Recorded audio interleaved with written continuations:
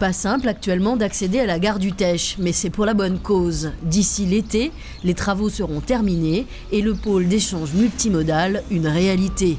Voilà plus de 2 ans que le maire du Teche y travaille. Ici, au siège de la Cobas, lors de la dernière réunion avant le lancement des travaux. C'était une réunion très technique où on vérifiait les délais, le planning, le détail des opérations, l'enchaînement des travaux. Quant aux entreprises présentes, elles se plaignent des délais qui leur ont été imposés.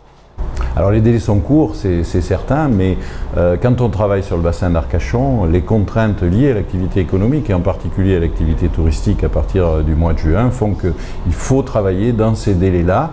Et d'ailleurs, il m'a semblé remarquer que le prix des travaux en avait tenu compte. Nous sommes en février, 4 mois que le chantier a commencé et les riverains comme le facteur commencent à trouver le temps long. Vous ne facilitez pas la tâche. Il paraît qu'il y en a jusqu'au mois de juin.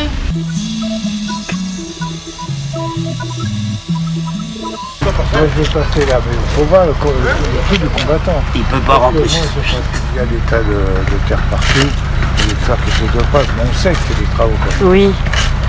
Tous les jeudis, on se retrouve sur le chantier du PAM du Teche. Aujourd'hui, on va dire 2 points majeurs sur lesquels nous souhaitions évoquer les sujets avec les entreprises. Le premier était l'arrachage de la clôture de la SNCF avec le quai, où il va falloir repositionner clairement donc, la nouvelle clôture et la sécurité des quais. Et le deuxième point, l'aménagement des trottoirs et du rond-point, car les usagers ne peuvent pas accéder correctement à leur domicile. Donc on a demandé aux entreprises de pouvoir revoir les trottoirs et leur donner la possibilité d'accéder correctement et de déambuler correctement sur les trottoirs. Retour sur l'arrachage de la clôture. Tu ne peux pas laisser un trou. Un trou. Là, c'est pas un problème, c'est simplement le réaménagement de la bande en terre qui va être laissée entre le bord du quai et la nouvelle clôture qu'on va poser en limite avec notre parvis. Voilà, et donc c'est à cet endroit-là qu'il faut faire un aménagement paysager, mais qui est dans le domaine SNCF. Il faut qu'on voit avec eux comment on organise les travaux. Dans quelques mois, les tracas inhérents à tout chantier seront oubliés et un pôle d'échange multimodal tout neuf s'offrira aux Téchois.